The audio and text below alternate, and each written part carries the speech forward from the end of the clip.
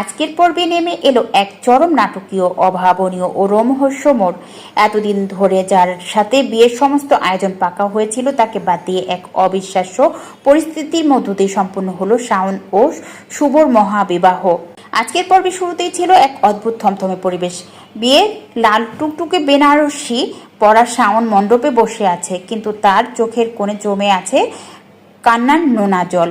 সে মনে মনে কেবল তার অতীতের যন্ত্রণাদায়ক দিনগুলোর কথা ভাবছিল। অন্যদিকে পাত্রপক্ষের অহংকার আর জোর করে সবকিছু চাপিয়ে দেওয়ার মানসিকতায় পুরো বাড়ি তখন উত্তপ্ত।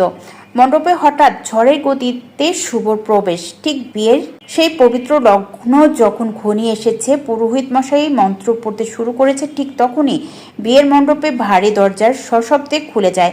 ঘরের ভেতরে ধুলি জড়িয়ে ঝড়ের বেগে প্রবেশ করে শুভ। তার পরনে পাঞ্জাবি, ধুলোয় মলিন চুলগুলো অগোছালো আর চোখের চাহনিতে আগুন।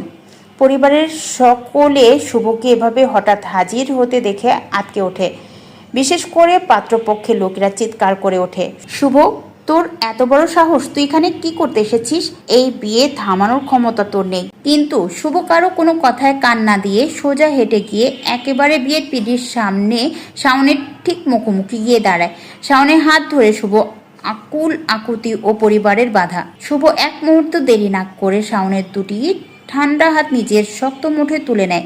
শাওন বিশ্বাসই করতে পারছিল না যে শুভ ঠিক সময়ে তাকে বাঁচাতে এসে পৌঁছেছে। শুভ সরাসরি শাওনের চোখের দিকে তাকিয়ে কাপা গলায় বলে ওঠে, শাওন, আমি তোকে এই জোর করে চাপিয়ে দেওয়া বিয়েতে হারিয়ে যেতে দেব না। তুই আমার, কেবল আমার। আজ কোনো নিয়ম, কোনো সমাজ আমাদেরকে আলাদা করতে পারবে না। ঠিক তখনই শাওনের বাড়ির লোকজন ও পাত্রপক্ষের লোকেরা তেড়ে আসে শুভকে মারার জন্য। তারা শুভকে ধাক্কা দিয়ে সরিয়ে দেওয়ার চেষ্টা করে এবং শাওনকে টেনে নিয়ে যেতে চায়। চরম হতাশায় ও ধাক্কাধাক্কির পরিবেশ তৈরি হয় মণ্ডপে।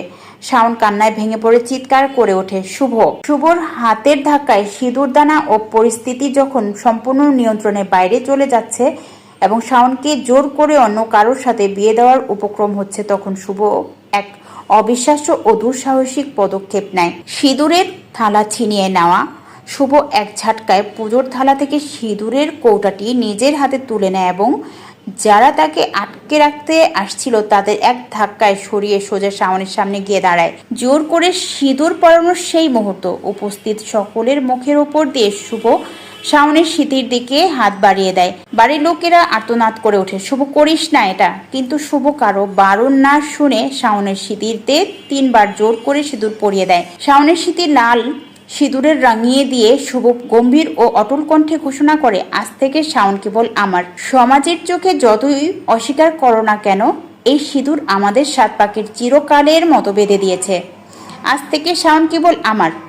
সমাজের চোখে যতই অস্বীকার করো না কেন, এই সিঁদুর আমাদের 7 পাকে চিরকালের মতো বেঁধে দিয়েছে। শাওন হতবাক হয়ে নিজের সিঁথির দিকে তাকিয়ে থাকে। তার বুক চিরে বেরিয়ে আসে এক দীর্ঘশ্বাস ও ভালোবাসার তীব্র আবেগ। সে তার নিজেকে ধরে রাখতে না পেরে শুভর বুকে জড়িয়ে ধরে কান্নায় ভেঙে পড়ে।